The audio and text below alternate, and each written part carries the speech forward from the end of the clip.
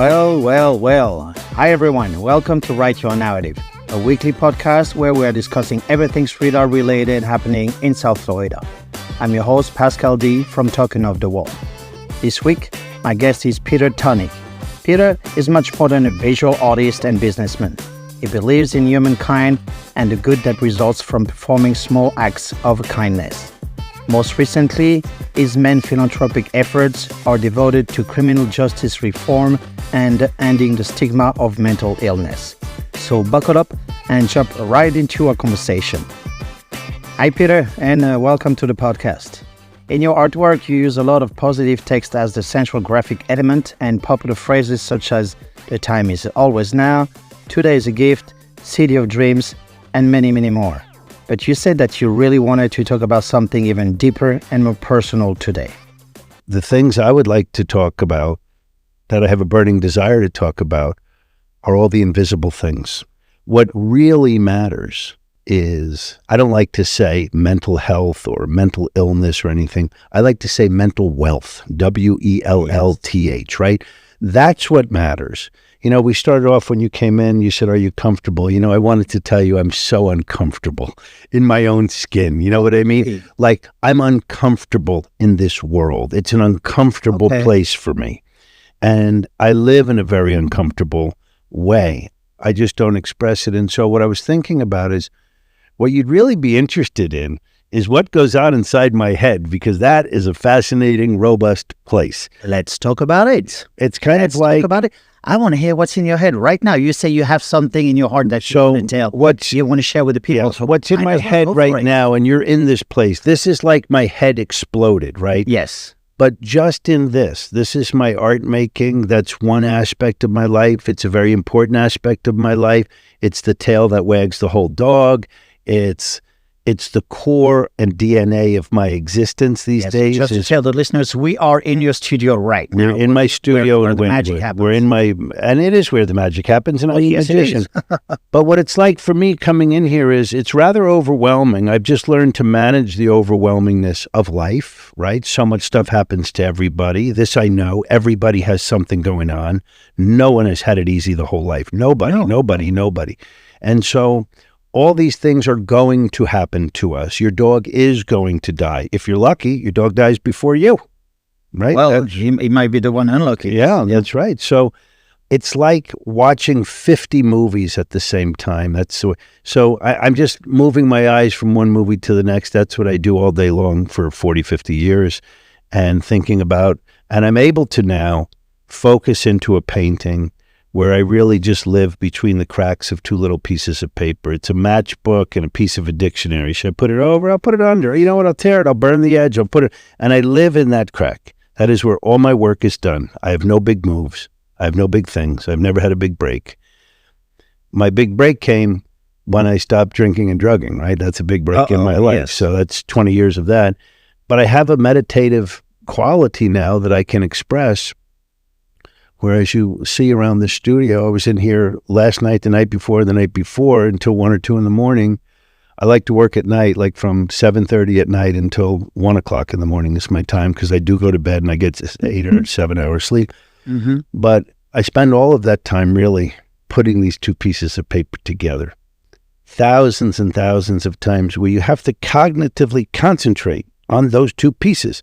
None of them are easy. None of them lay themselves down. There's 1,000 choices. I sometimes move just one little tiny 1-inch square piece of paper around for a few minutes here. No. Of course, got to go right there, but I have to burn it. And I live like that. So that's most of my work life that creates all of these things that people see. It is a little like Willy Wonka in here. I mean, no one comes in, no one goes out, the paintings go out the door, no one knows how it happens. Yeah. But when you're in here, you see how it happens, but there's no mystery to it. You could do this. Sure, anyone could do it. By the way, anyone could do most of what Andy Warhol did. In fact, people are doing it still today, just copying what he did. To actually do it, for 18 hours a day for 30 years, that's another fucking story. That is definitely another chapter. That is definitely another story. And that's the story of my life, that through it all, I keep trying and working at this for no real reason. Like, I wasn't born to be an artist. I mean, maybe you could say it was now, but how I got here, and that this is how I spend my days. of my adult life at 62 years old is gluing little pieces of meaningless paper together. So that's what I'm doing in here. That's what I'm doing in here. That's what it's like in here. And as you can see, there's literally hundreds of thousands of little things. And oh my gosh, this is like... I know where they all are. I know what I'm looking for. And, who could ever do it? I walked around a little bit of the studio. I've been here a couple of times before, and everything is pretty well organized. You're actually very organized. It's today, you're catching me today. I started using this word this weekend. I had some people in and they were like, wow, holy shit, look at this amount of work. Like, it blows your mind. It does. Because you would come in, you would think I have 20 people working in here, but it's just me. It's mostly just me. I usually have one assistant. So it just blows their mind. And right now, the amount of work that is out is the zenith of my art making capabilities, the zenith of feeling comfortable in my own skin, the zenith of me being able to sit here calmly and accept everything that's going on in the world and be able to go over there and do my meditative work. This is the most work I've ever had out at once, and every piece that's on that table is better than everything I've done before. I could say that with a straight face. Oh. You might not think it's better. You might like this one because you like pink or something, right? But for me, what matters for me is not really so much what you think about it, but is what I think about it. And if I'm excited about it, if I'm into it, if I can't wait to get here today, which I couldn't wait to get here today to see how what I did last night turned out, because at night you can't really see it. The gel is on there and you can't see through it. So the next morning I come in, it's like Christmas. I'm so stoked to come in here this morning and see this work. But that is, without a doubt, what I was going to say is my best organization, my best supply chain, my most coherent thinking about art making, my best ability. I've spent 30,000 hours gluing pieces of paper together. I'm good at it. And now I'm just into it. So for me now, it's just, I've got something to say. I know how to say it. I know what I want to do. I'm excited about it.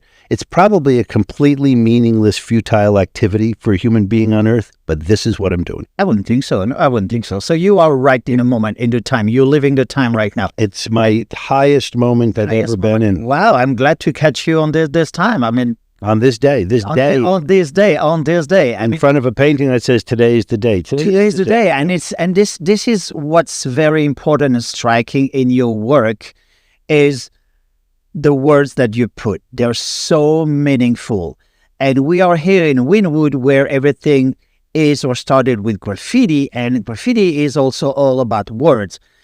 The artists are maybe repeating themselves with their names and everything, but this is words. And what you are doing, you're taking little pieces of collages and turning them into words. And this is absolutely fantastic. I mean, you are a street artist, writing those words. You have the biggest billboard here and the biggest piece of art on a wall here. That's quite striking, your work. I never considered myself a street artist. I only even agreed that I am an artist about a year ago. Well, according to your bio, it says like in 2000... in 1987. 1987, yeah, you declared yourself. I did. I said, I went like this. I'm going to be an artist now. Yeah. But yeah. I had a great job. I was doing great things. I mean, it's the worst decision I ever make. I saw a guy this morning in my neighborhood. He said, I really want to bring my nephew by. He really wants to be an artist. I said, I'm going to try to talk him out of it when he comes there, because I pray that my son doesn't become an artist like this, because this is not for the faint of heart. When you have obsessions and you roll fully with your obsessions, it hurts sometimes. Well, it might hurt all the time. Ow. You might feel alone all the time. Nobody else can really relate. Who did Picasso look up to? Oh, well. And I'm not comparing myself. I'm just saying you're in a lonely world of doing your own little idiosyncratic thing. And the roller coaster of this is the greatest thing I've ever done to I'm just absolutely nothing. And this is the most banal piece of shit I've ever made. That roller coaster can go on 4 or 5 times a day. Yeah. Let alone in a year. So when you look back at 30 years, that's a really bumpy ride. And you almost get bumped out of the box 100 times a year. I'm sure. And it's just an existential crisis, and I can't do it anymore, and I won't do it. And I'm just trained now, just go do it anyway. avoid the thoughts. That's part of the training of recovery, right? Yeah. You could sit in a lot of bad thoughts, you're going to have a bad day. That's a fact. You sit in a lot of positive thoughts, quote, yeah. you're going to have a better day. And so I've just been trained that way, really just for my own personal sanity. It's like making your bed in the morning or going to a meeting or whatever these things are that you have to do. Once you enjoy the feeling that you have because you got up early and made your bed or swam in the sea, Exactly. you feel better about yourself. We live in a world where low self-esteem is really the driver, from the highest level of politics to the lowest level of a child being bullied, right?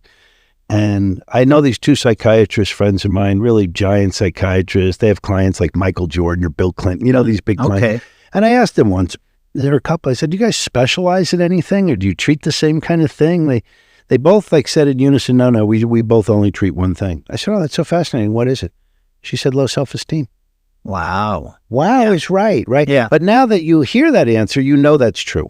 You fully understand how a giant star could have deadly feelings of low self-esteem. Happens all the time. That's why there's so many suicide among... Well, that's what Rick Rubin says. Yes. He says that artists are hypersensitive, and I think that's true. I'm really hypersensitive. I'm a crier. I'm a hugger. I feel things very deeply. I feel all of the events that are happening in Israel, Gaza, Middle East, Ukraine. These things break my heart 5,000 times a day. Yeah. It's hard to process. You open up your phone, it says, 17 dead in a mudslide in Venezuela or something. Yep. And then you read 1,700 dead. And then you read 17,000 dead. I don't have a meter in me between 17 and 17,000. I can't get 17,000 times sadder. I was sad at one. Yeah. And so we kind of live in a world this way. And the reason I talk about it is that's what I'm addressing. I'm just trying to create things that make my day a little better, that might make your day a little better. They might have a little humor, a little buoyancy, maybe a little insight, a little history, a little reflection, a little evidence of a life lived. It's like that painting there. It says, today's the day. And right next to it is a painting that I'm not a role model. I'm not a role model of any of this shit. I was a terror, I was a terror. Now you're a father. And you became a father at I am a father. late age. Well, I feel I got rushed into it, but You rushed into it? you can't change anything. I mean, I have the two most beautiful children, and I'm just over the moon. Yeah. Existing with these two kids, challenging, terrifying, wonderful, amazing, just every day amazing. And so that came into my life really at the perfect time, I would say. And I got the perfect gifts and, just couldn't be more grateful about that. Just couldn't be any more grateful about that. I was lying in bed the other night. It was a really long week. The amount of shit that I went through, the amount of people that were hurting that came to me. I get a lot of calls like that. It's a really harrowing week. And I ended up in bed with my 5-year-old daughter, my 8-year-old son, one in each arm, with their arm across my chest, just lying there. And I thought, wow, after this whole run of 62 years, I end up lying in bed on Miami Beach with these two angels. Just right there. You could stop the whole film right there. Yeah. That's for sure. An incredible these place. Moments with kids are just... I could be in jail. I could be dead. I could be overdosed. I could be shot. I could have been 1,000 things. And I end up with these two in my arms. And we're all healthy. Wow. Yeah, that's another thing. Healthy kids. Yeah. So I guess that's why your art is almost like a headline. I mean, this is one word. And then when the people are diving into your art and when they're looking at it and they say, oh, okay, there's some writing. It's not just one big word, but there's some writing, there's some images. You make a lot of references to so many different things. Like right now, that Invincible Summer, it's like, wow, okay. That's Albert Camus. Yes. I mean, Albert Camus, he's Algerian-born, won a Nobel Prize. He came into my life at 61 years old, and those words just hit me like a truck. Yeah. I think I should just say the poem so that anyone listening can know it. It was a little piece of paper in this gallery amongst 100,000. It literally fell out of a book. It was like a torn half a page. It said, Dear Lydia, in the midst of hate, I found there was within me an invincible love. In the midst of tears, I found there was within me an invincible smile. I realized through it all that in the midst of winter, I found there was within me an invincible summer. And that makes me happy. For it means that no matter how hard the world pushes against me, there's something within me, something stronger, something better, pushing right back. Yes, I once thought I was an excellent drunk driver. No, I'm an invincible summer.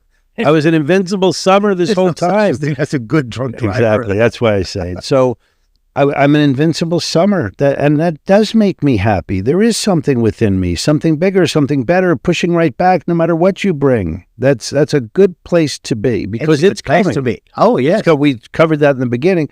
It's coming. And so I immediately thought about the mental health landscape. I thought about a lot of parents I know that have lost a child to overdose or took their own life. It's one of the heaviest things that happens on this earth. It happens a lot. Happens 20 times a day with kids in this country. I thought I have to bring this there. So I brought it to World Mental Health Day in a really big way. Made sure everybody heard it and saw it. It's been shared millions of times. Yeah.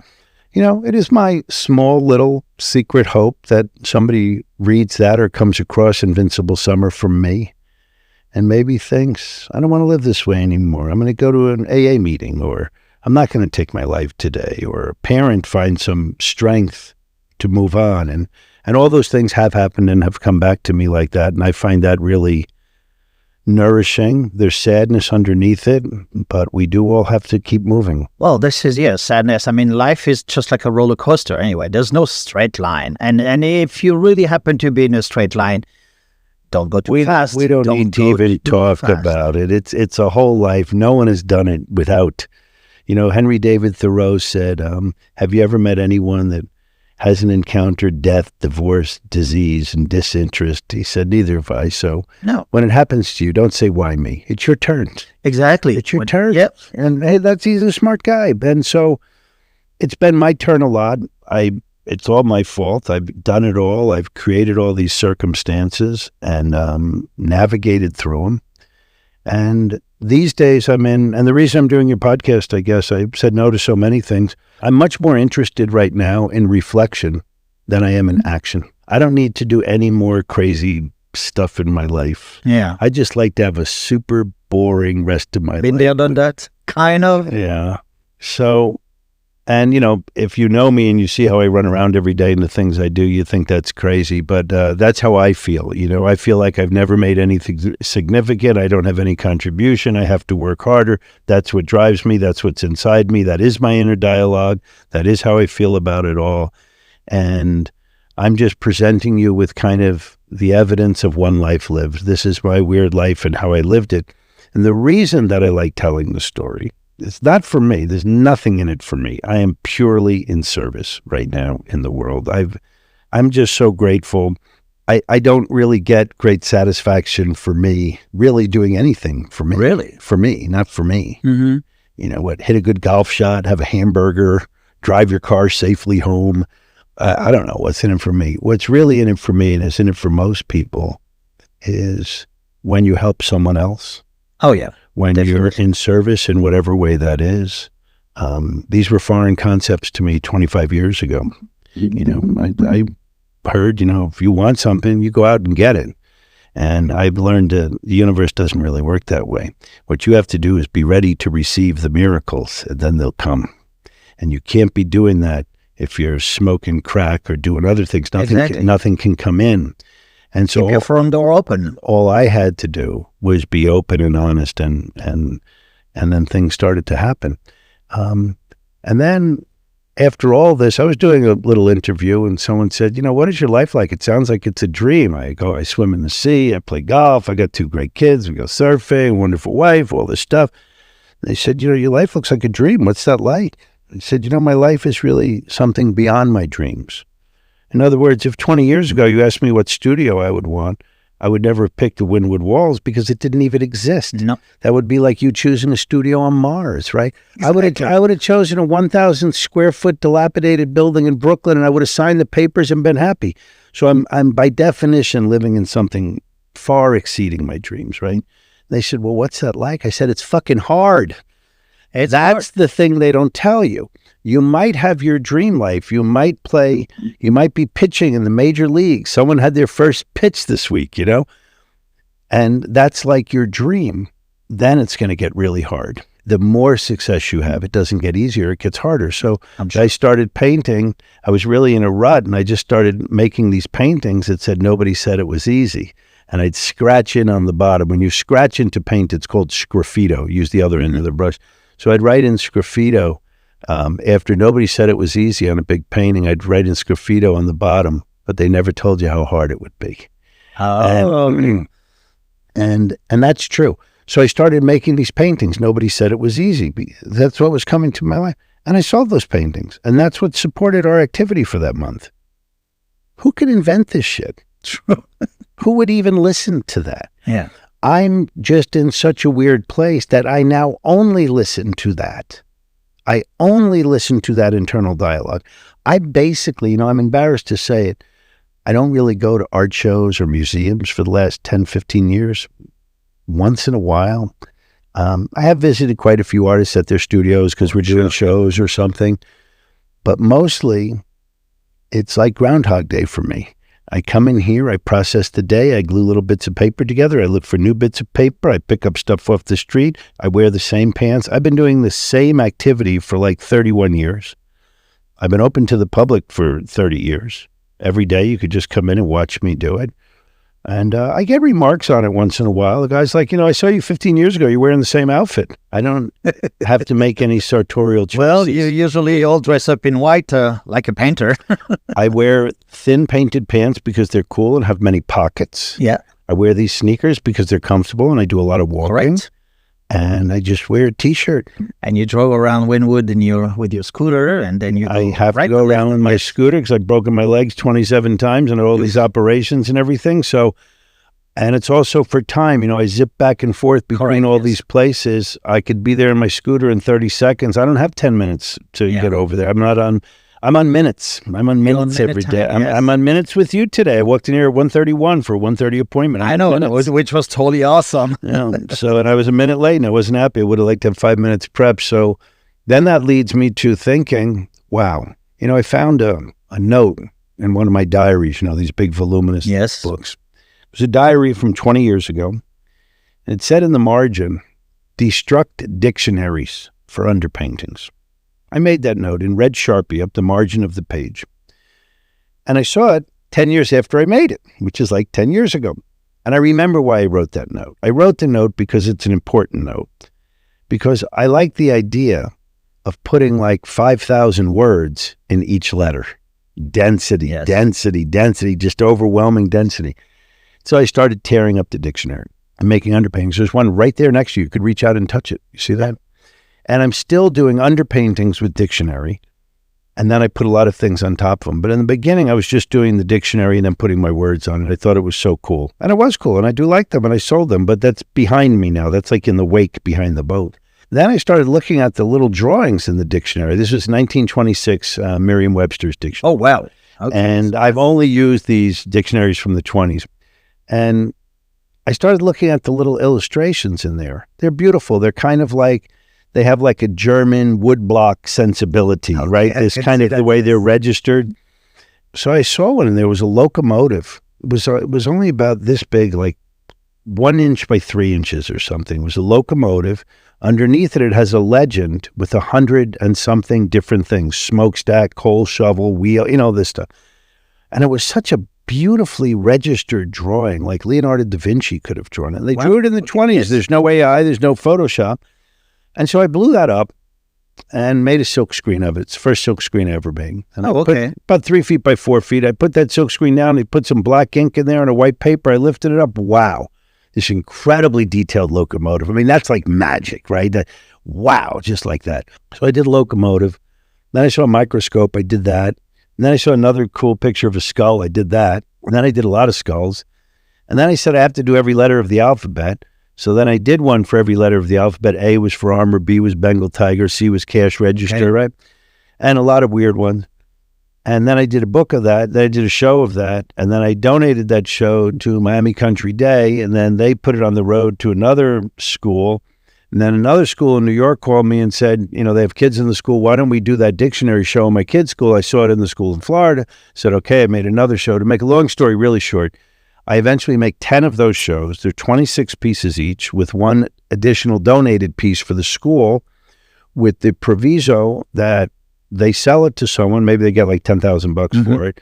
But the kids decide what to do with the money. You can't go improve your bathrooms and stuff like that. It's money for kids to do kids stuff.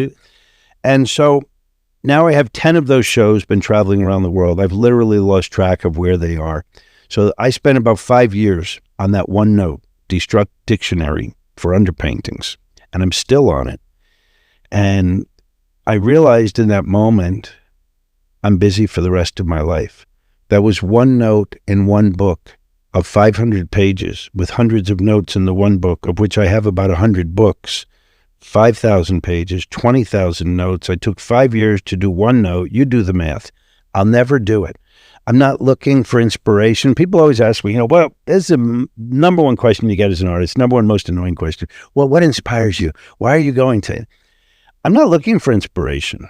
I'm trying to make time and space to express the inspiration that I've already gotten. True. I'm working on ideas from 20 years ago. And then I'll interrupt it with today's idea. Last night I was in here to do something and I really wanted to make a big orange gratitude painting with very see-through orange. So I just did that.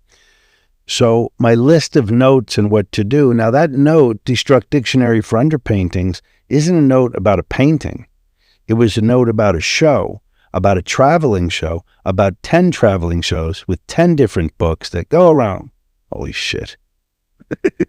I'll never get to the end of it. So I'm not planning a show in London or Paris. I don't have any of those ideas anymore. I just want to do this. I'll probably make like 275 more paintings and then die. This is it. You're in it right here. This is it. I'm not looking to go into MoMA. I'm not trying to get an art award. I don't want to go to Gagosian Gallery. I'm not looking to do any of those things. I've built my own world. I'm living in it. It sustains itself, and that's good with me. And I don't really want to expand. What I do want to do now is reflect. I feel very good just downloading what we have said so far. Wow, that is perfect. Because I'm not even sure if you know the name of the podcast. Podcast is called Write Your Narrative. And this is what you just did. Is it RIGHT, your narrative? This is exactly what you did. And this is exactly what I want to hear in this podcast, is the essence of something. I don't want an hour and a half of conversation, something that goes on with the blah, blah, blah, blah.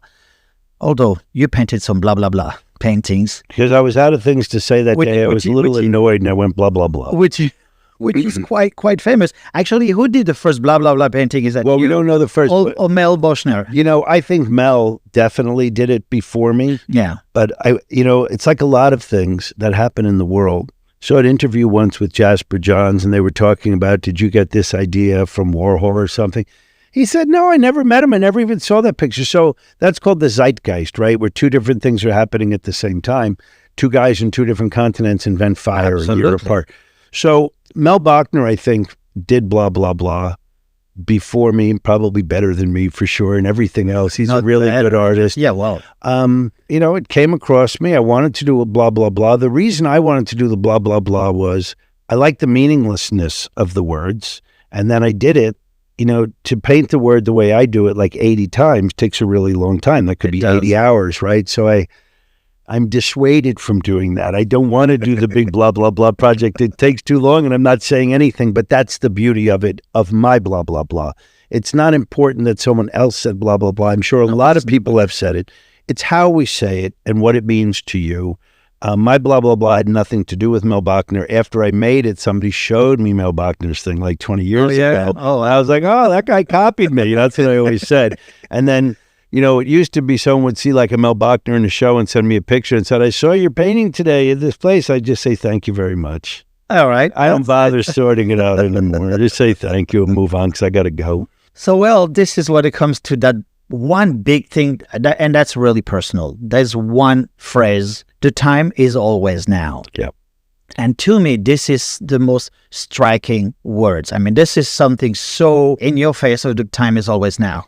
It's been the name of my company since 1988. I called my gallery The Time Is Always Now. And those words came to me from an artist in Amsterdam.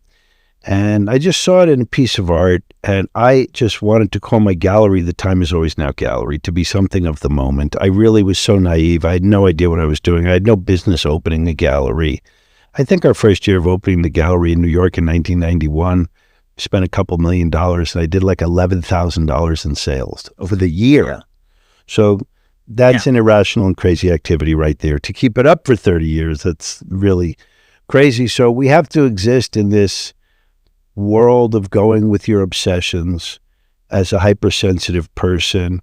That's not for the faint of heart, bro. No, it is not. That is a really rough ride, and you've got to have a lot of different kind of vitamins to do all these things. It's a multidisciplinary thing. Every artist I meet, every single artist I meet says, I just want to make my art and be left alone and have someone take care of everything else. Yeah. Good fucking luck. That's what everybody wants. That's what everybody, they want to build the business they love, but then never go to work, right? And it doesn't work that way. If you're going to be an artist today and exist in general, you have to be a good salesman. You got to keep your eye on the money. You have to know math, accounting. You have to understand this big billionaire world that's out there and what your place is. And then you also have to be informed by the entire history of art so that you have some contextualization for your existence that you can pitch to someone else of why you're going to be. Well, it's complicated. It is. That's not just sitting there throwing some paint around. These guys are very sophisticated. And the guys that have navigated it so well, like Banksy, like Shepard, well, like a lot of guys, I could name Hebrew Brantley, of course, Tristan Eden, of course, Ron English, amazing. But these guys are all intensely into what they're doing. Intensely into what they're doing. There's no fooling around. There's no fooling. It looks like it's a big glamorous business. You just see us walk around with sunglasses and this big mural is up there. Dude, that's just work, work, work, work, work. And then when you're done with that, more work, work, work, work, work. And then you got to put in time for your kids, your wife, your family, your friends, your other family, and this and that. For artists, very hard to give up that time, buddy. Yeah. Well, Peter, we could definitely have a conversation going on. And thank you so much for this time. This was really, really something special. And I just let you, I had some questions for you, but I'll let you. This is how it will go today. And this is something we have to respect the person that we have in front of us. We can do an interview, we can do something, but then you feel like talking about something today, go for it. This is what I'm talking about today. I'll tell you what I really like about Write Your Narrative. I like it RIGHT, like writing the ship. You're going to have to write your narrative. You got to get righteous. You got to get your shit straight. And then you can WRITE, your narrative. But for me, it's about writing it, RIGHT, and I'm trying to write my narrative. I'm trying to get the ship in a good way where I feel comfortable in my own skin, happy to be here in the universe, grateful for the gifts that I've received, and available for the challenges in front of me, And that's all I can really do. So one last thing I like to do in a podcast, and it's something when I used to do interview with a magazine, I used sometimes to start the interview with a quote. Now I'm actually finishing the podcast with a quote, and I try to find something along with the conversation we had. And I'm going to let you read that quote and tell me if you think it fits the conversation we have. I think I'm right on the money. We are always in the present, but seldom focused on it. Yes. When I glue those little pieces of paper together, I am present. When I'm swimming with my kids, I am present on a good day. A lot of times you have a big problem. Doesn't leave you. There's a relationship problem, money problem, IRS, who knows, right? They're ever present. And so we're always in the present, but seldom focused on it. We're always in the present. We don't even need to say that, right? No, that's a given. We are here, right? So the question is, what are you going to do? What are you going to do in your present today? Well, a good way to procrastinate is say, well, I would do this, but I can't because I don't have that. Yeah. And we have a lot of excuses. A friend of mine once told me he was a procrastinator and a perfectionist. Perfectionist. I said, you're fucked. You're never going to get anything done. Yeah, I can see that. Great is the enemy of good, right? And what you have to do is just get out of bed, let your feet hit the floor, make your own bed, have a cup of coffee, say a prayer, and go, baby. Try not to crash the car on the way to work. That's my advice. Well, we're going to finish with these words. I mean, I cannot thank you enough, Peter, for this conversation. I mean, this is really, really, and I know I can feel it. I mean, we bumped into each other many times. We never took a minute even just to say hi or whatever. So it's just like, I know these words come from your heart. I mean, I can feel it. I can just feel it. It's my truth, you know. Who would make that up? Who would make it up, you know? Yeah. And I know I'm just so grateful that we're going to be sharing this with our listeners. I say all of this stuff not in any kind of way of being braggadocious. I say it because my story turns out to be a hopeful story. So that's a hopeful tale. And you need that. Hope is really all we have left on this fucking planet. Yeah. And once that disappears, it's game over. It makes me be in touch with gratitude. It makes me less fearful of the day. Just me saying this with you, this exercise, this affirming kind of exercise. Well, therapy. it is therapy, baby. Believe me, we all need this therapy all the time. If you have someone screaming at you all day long, you ain't going to make it. You ain't going to make it. You ain't going to make it. In that. This is the condition of the world right now. We have now come to the place where you might look good, have lost your weight from Ozempic, things are going great, but in your head, you feel very uncomfortable. And it doesn't have to be that way. That's my message. There is a place we get to where it is uncomfortable, where it becomes comfortable again. And man, when you can sit there comfortable in your own skin, I'm just walking down this sidewalk today, floating about 10 inches off the concrete, you know? All right. See you later. Thank you. Kudos to that. Thank you so much, Peter. All right.